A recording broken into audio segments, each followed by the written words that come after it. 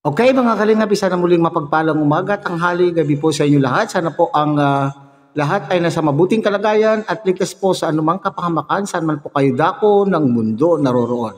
Ako po muli ang inyong lingkod, Maestro 21 TV. At sa ating video ngayong araw na ito, tayo muli po ay magbibigay ng ating reaksyon tungkol po doon sa issue o pinag-uusapang bakit daw po itong dalawang sikat sa ating mga Kalingap Angels ay hindi napasama o hindi napili po sa pagiging ambassadress po ng Velvet Jewelry. Okay?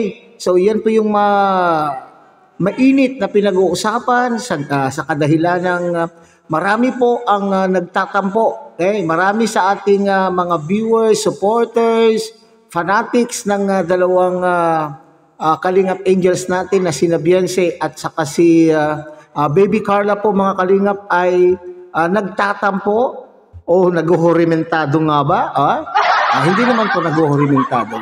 Biro ko lang po yan, mga Kalingap, ay medyo may tampo kasi hindi nga napili o hindi napasama po sa billboard ng Velvet Jewelry ang kanila pong mga iniidolo. So yan po yung ating pag-usapan sa ating video ngayong araw na ito, mga Kalingap.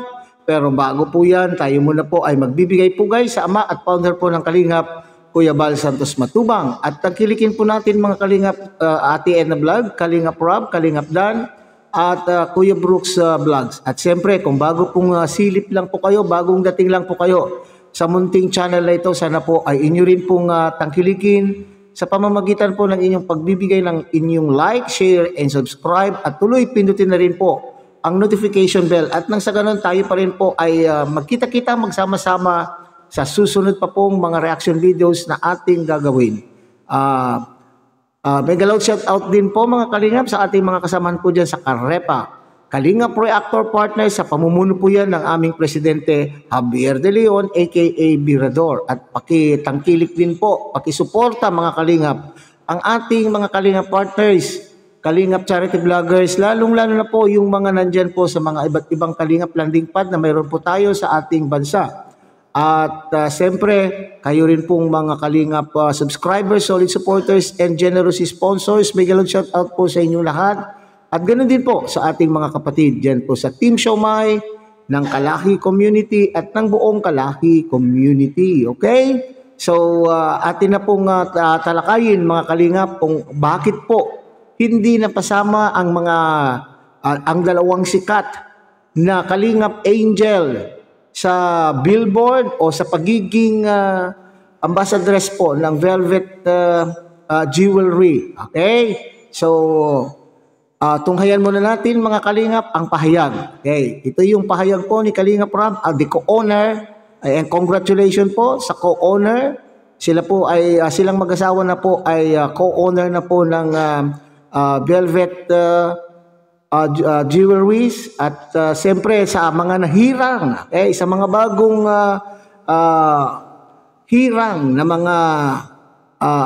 mga ano tawag po dyan, mga ambassadors and ambassadress o endorsers ng naturang jewelry lines, ay congratulations po sa inyong lahat.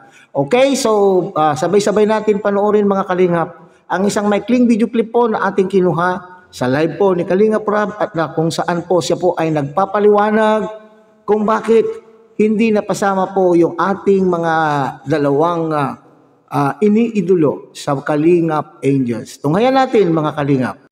So medyo may mga nagtatampo kasi bakit daw di nakasama si Beyonce and si Carla.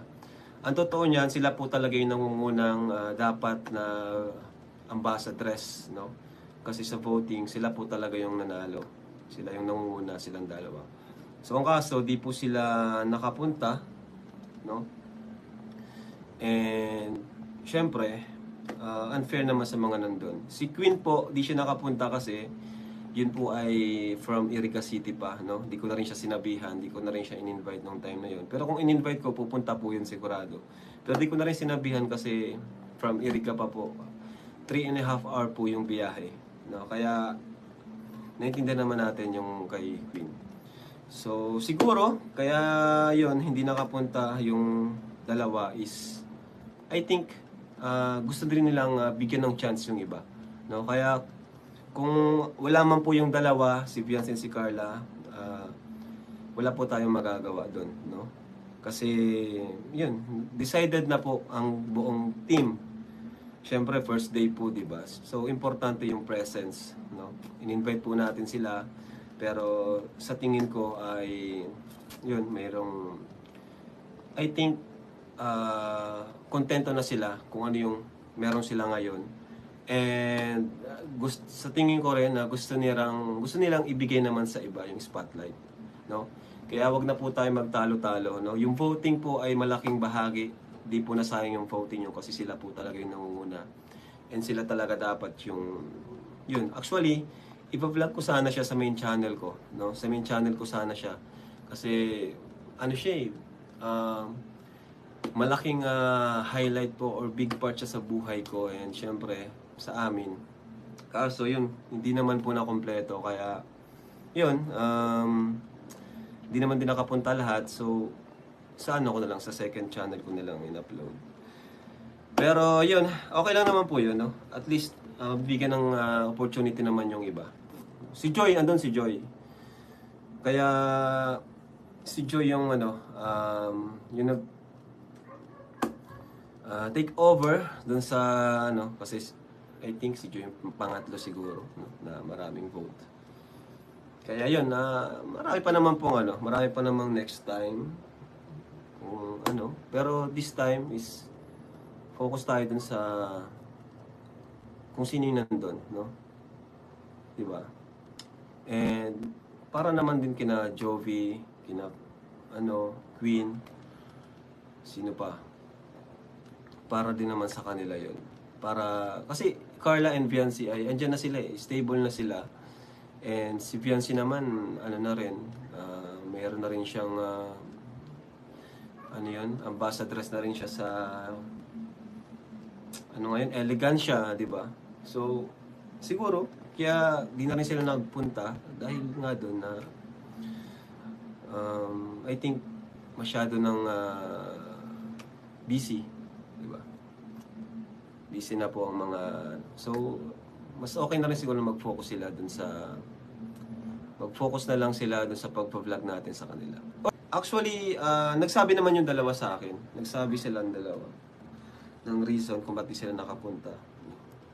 So, yun, may inisikaso si Carla and si Viance naman ay sumakit daw yung ulo kasi nga naglinis sa bahay. So, walang problema sa akin, ano? Ang sa akin lang kasi, gusto kong bigyan ng importansya yung mga taong nag-effort naman na pumunta nung time na yun. 'Di ba?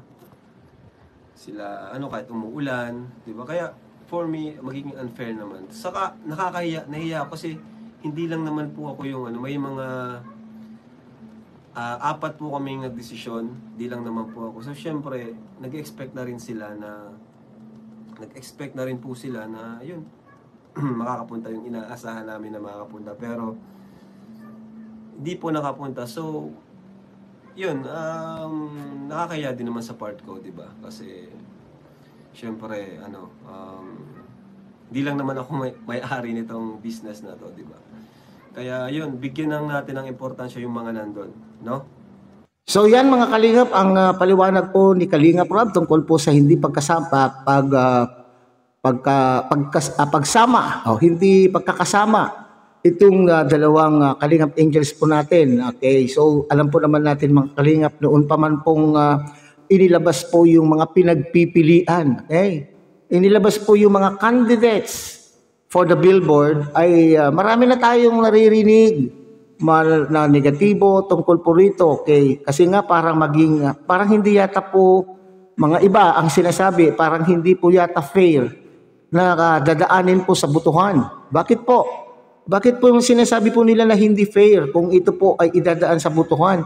Kasi alam po naman natin, it's a fact. Okay? Talaga naman po may mga kalingap doon po sa mga kandidata ng mga pagpinagpipilian ay nagiging unfair po ang ilan dahil alam po ninyo naman na mas mayroon pong mas maraming supporters, hindi po ba? So yung mga iba ay may marami ng supporters, yung iba naman po ay medyo kakaunti pa. So marami na po doong alingas-ngas o marami na po tayo doon napabasang mga negatibong mga komento. Pero sa ngayon po, ang paliwanag po ni Kalinga Prab, kaya po hindi napasama yung dalawa po, ay dahil may mga dahilan. Ano yung unang-unang pinakadahilan po? Personally, sinasabi, may dahilan po si Carla at Beyonce na hindi nakarating. Kasi ang paliwanag po dyan ni Kalinga Prab, mga Kalingap, ay yung in-invite naman po niya yung dalawa. Dangan nga lamang po ay hindi sila nakarating sa naturang event.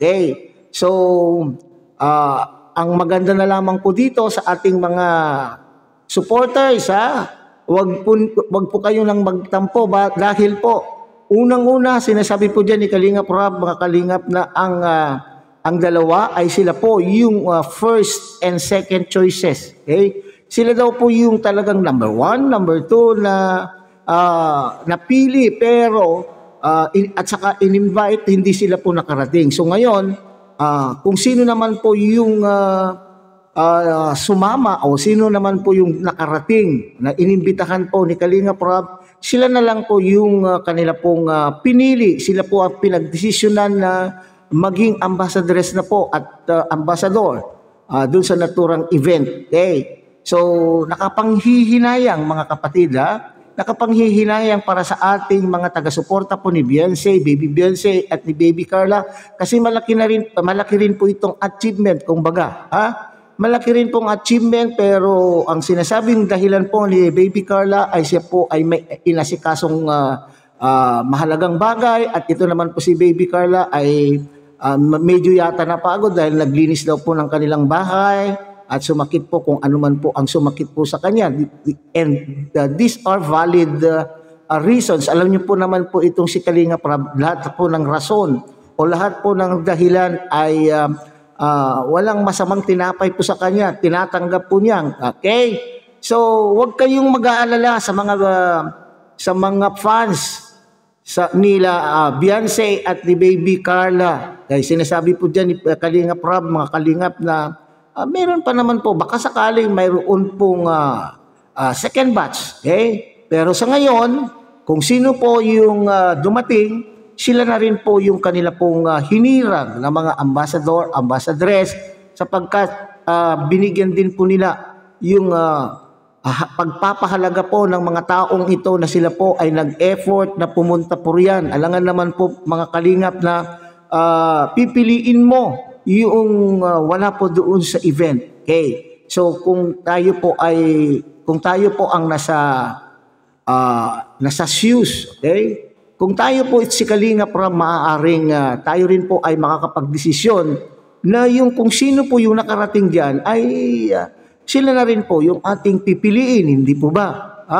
So ang maganda lang po diyan, na konsuelo po natin, ibig sabihin sila po yung number 1 and number 2 dahil hindi po sila nakarating, di yun na rin po yung kanila pong napili. Okay? So wag daw mag-aalala, chillax lang daw po, mga Kalingap, dahil baka lang po sila po ay may magkakaroon pa po ng tsansa. At isa pong dahilan po, mga Kalingap, na sinasabi po ni Kalinga Prab na kung bakit siguro hindi po nila sinipot na o hindi na po sila nagpursige na pumunta upang maging ambassadress, mga Kalingap. Ay sinasabi po niya na I think, okay, siguro ay nag-giveaway. Okay. Ito pong dalawa ay nag-giveaway upang sa ganun po ay mabigyan naman po ng pagkakataon po yung iba, kagaya po ng mga napili na ambassadress po. So tama po naman po mapagbigay. So kung ganito po ang rason, ay masasabi po natin na mapagbigay po sina YP Beyonce at ni Baby Carla, hindi po ba? Kasi siyempre alam po naman natin itong si Baby Beyonce ay mayroon na rin po siyang elegansya. Okay? Ambassadress na rin po siya ng elegansya. At ito naman pong si Baby Carla ay marami na rin pong pagpapala na kanya pong nakakamit, hindi po ba?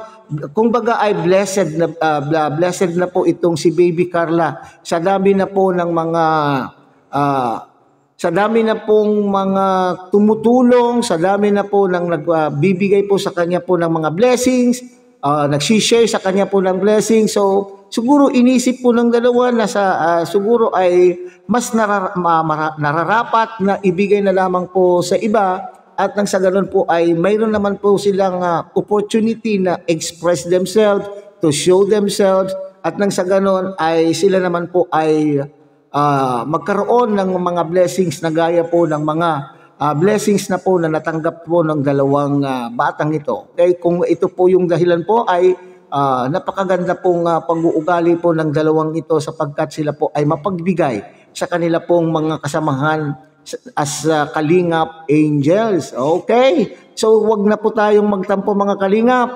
Alalahanin po natin, blessed na po itong dalawang Kalingap Angels natin na ating pong iniidolo. Yung sinasabi po ni Kalingap Ram na baka mayroon pong second batch, yun na lang po ang ating aabangan baka sakali. Okay? So hanggang dito na lamang po tayo mga Kalingap. Muli, tangkilikin po natin Kuya Bal Santos Matubang, Ate Edna Vlog, Kalingap Ram, Kalingap Dan, and Kuya Brooks Vlogs. At siyempre, pinakikiusapan po kayo muli ng inyo pong lingkod na sana po ay inyo rin pong tangkilikin ang munting channel na ito sa pamamagitan po ng inyong pagbibigay ng like, share, and subscribe. At tuloy pindutin na rin po ang notification bell at nang sa ganon, sa susunod pa pong mga reaction videos na ating gagawin ay tayo muli po ay magsama-sama at magkita-kita at magsama-sama. Muli, isang mapagpalang umaga, tanghali, gabi po sa inyo lahat. Mabuhay po kayo at God bless everyone.